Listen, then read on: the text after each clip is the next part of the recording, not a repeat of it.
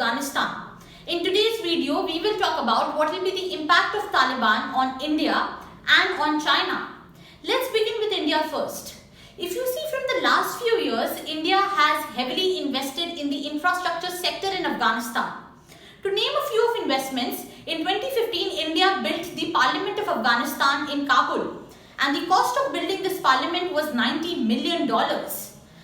Also, if you see, in 2016, India along with Aga Khan Trust helped in revamping of the Storm Palace. Now, this palace is a 19th century old palace, and this served as an office of the Foreign Ministry of Afghanistan until 1965. Now, coming to a very important highway, the Zarang-Dilarang Highway. Now, this is a 218-kilometer highway and it is built along Afghanistan's border with Iran.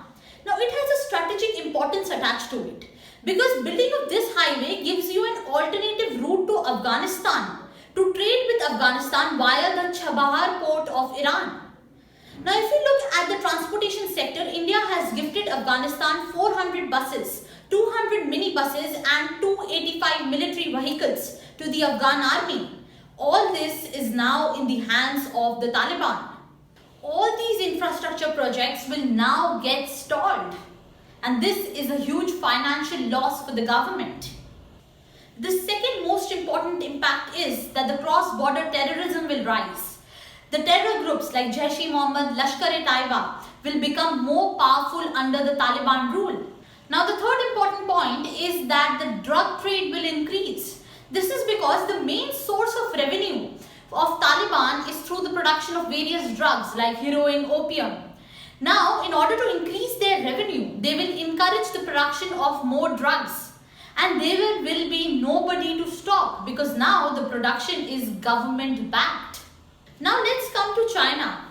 You all know China's Belt and Road Initiative. Under this, China has planned a 5-nation railway corridor to connect China with the rest of the world. Now, this corridor passes through Tajikistan, Kazakhstan, Afghanistan, Iran and Europe. Now, this is of huge strategic importance for China in terms of trade.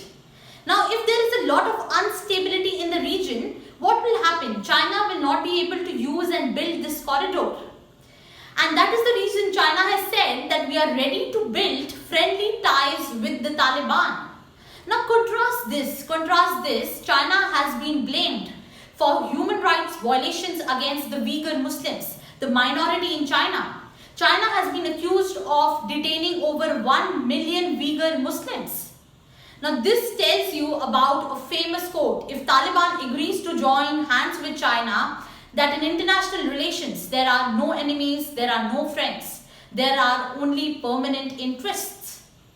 Now, China also has an eye over Afghanistan's minerals.